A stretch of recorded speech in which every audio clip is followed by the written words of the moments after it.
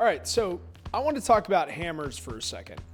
And why I'm working on the new hammer that I'm working on has to do with the ability of one's arm strength to continually swing accurately and comfortably over a long time without starting to get that tennis elbow or any other pain and injury. So, starting with some of the hammers that you can pick up that are cheap and available, ball peen hammer is probably your number one go-to, and so is your engineering hammer.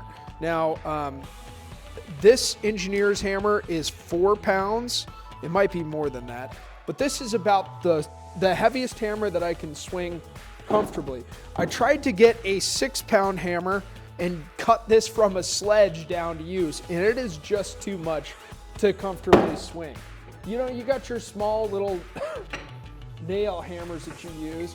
This one is for my fine work. This 2.5-pound hammer is actually extremely comfortable to really focus on straightening and flattening a blade. And then this is the hammer that I do most of my work with. I think this is 3.5 pounds.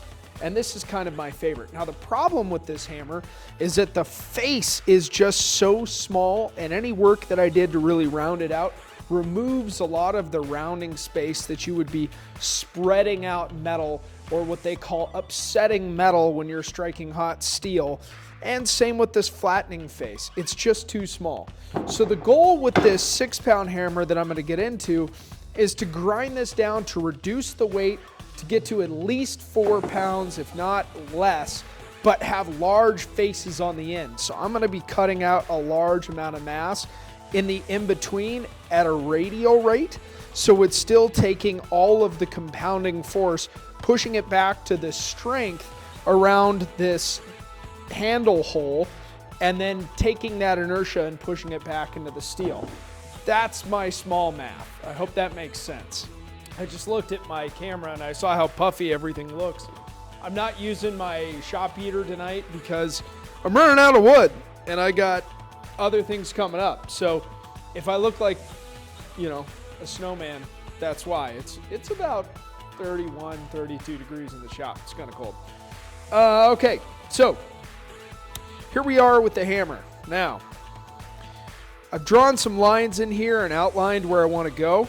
I think I want to come down at least a 1/4 inch, if not a 1/2 inch, to really start removing the steel. So what I'm going to start doing is on every facet that there is here in the shape of this hammer, I am going to go down in a center line a 1/4 inch, 1/4 inch, 1/4 inch, and then adjust to these side angles, 1/4 inch, 1/4 inch, 1/4 inch. But I'm going to do these 4 flat faces first. So this face, this face, this face, this face, this face, this face, and then I should be able to see where the edgeways are in between. And that should help me make more of a accurate adjustment to being consistent, if that all makes sense.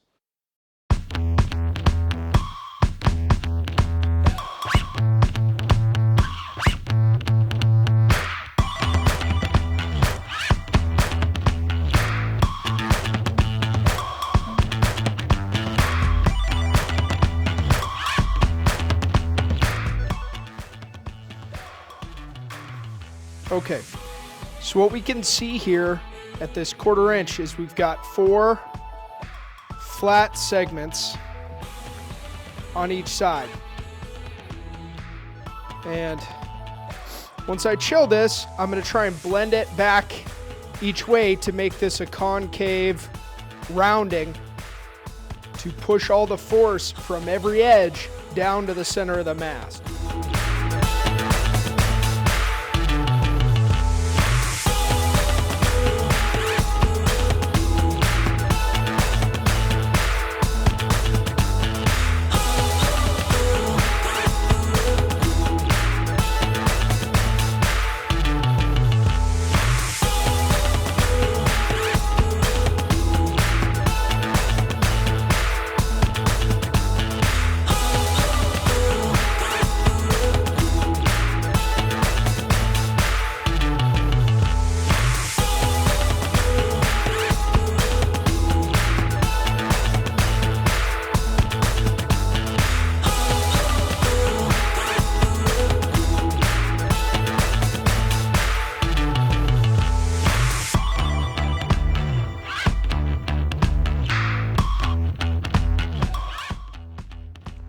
All right, guys, so you can see the 6-pound hammer that I've worked on compared to its original form.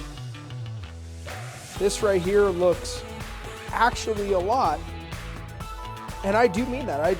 Once I put a belt grinder in here and grind these up and make these look flush and sheen this out to probably 300 grit or better, this will look a lot, and I do mean a lot, like an actual $200 paid for hammer. Now it's still pretty heavy, I will say that. I'm gonna put this on the scale and weigh it and tell you guys exactly what it comes down to once I'm finished cleaning it up, probably tomorrow. But I mean, man, this is looking awesome. And this is the original right here, right? This is a 6-pound, so side by side. It might be different brands, but it's the same thing. Home Depot.